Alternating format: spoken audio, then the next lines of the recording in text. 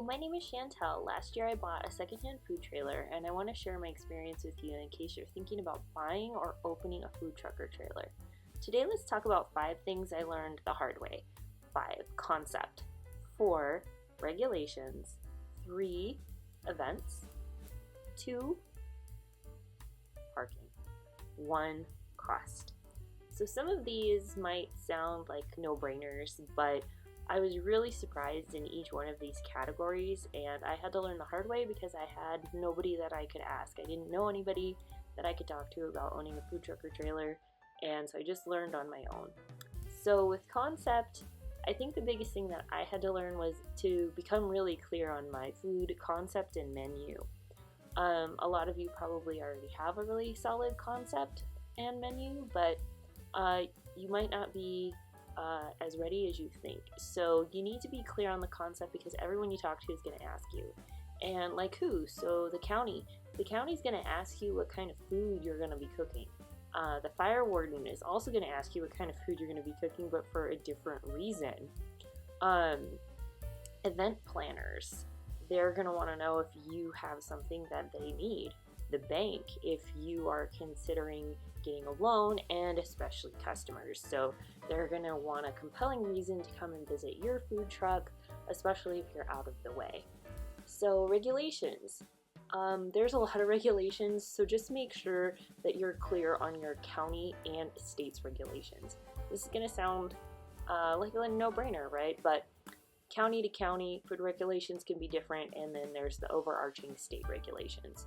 So before you buy that super cheap food truck from online, make sure it has the equipment and the systems that you need.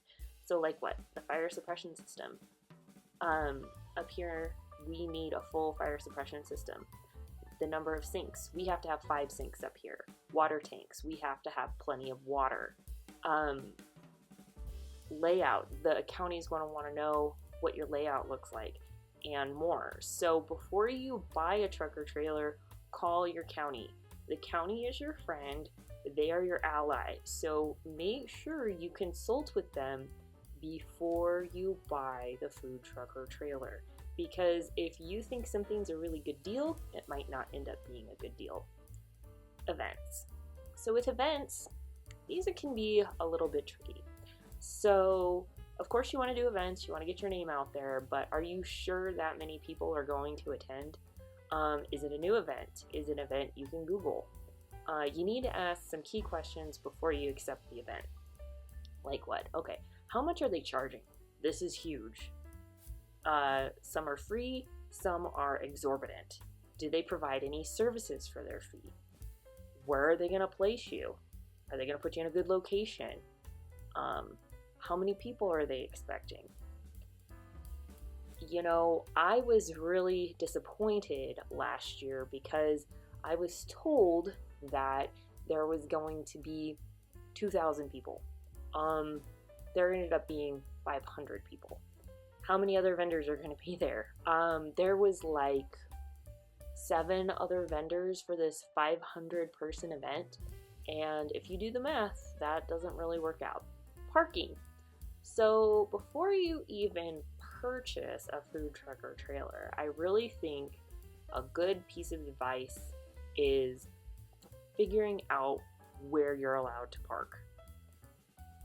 You need to check out the parking spots ahead of time because there's a lot of places you're not allowed to park.